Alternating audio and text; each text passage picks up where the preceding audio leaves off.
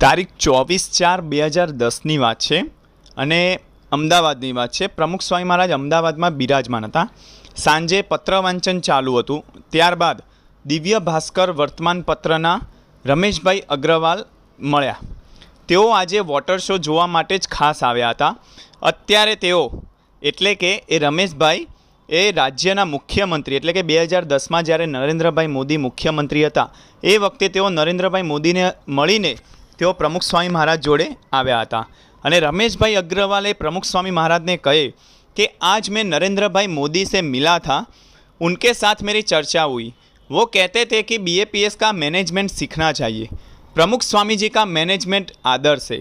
तब मैंने कहा कि मैनेजमेंट तो है ही, लेकिन प्रमुख स्वामी जी के आशीर्वाद मेरे लिए सबसे अधिक है. ત્યાં નિર્મળસિંહ રાણા કહે કે રમેશજી અગ્રવાલને આપના આશીર્વાદનો પળે પળે અનુભવ છે. તેઓને આપના વિશે વિશેષ પ્રેમ છે.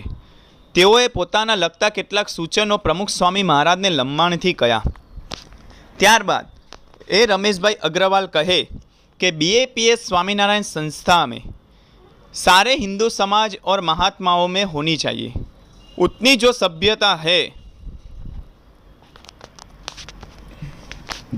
ત્યારબાદ એ રમેશભાઈ અગ્રવાલ કહે BAPS स्वामीनारायण संप्रदाय में सारे हिंदू समाज और महात्माओं में होनी चाहिए. उतनी जो सभ्यता है और समाज के लिए जो दूषण रूप है उससे दूर रहते, वो मुझे आकर्षित करता है.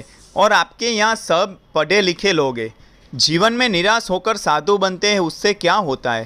और मैं जानता हूँ कि भगवान के आप जितने करीब हो उतना मैं नहीं हूँ. आप जैसी पवित्र आत्मा मन से भी आशीर्वाद देते हैं तो वो भी फलता है.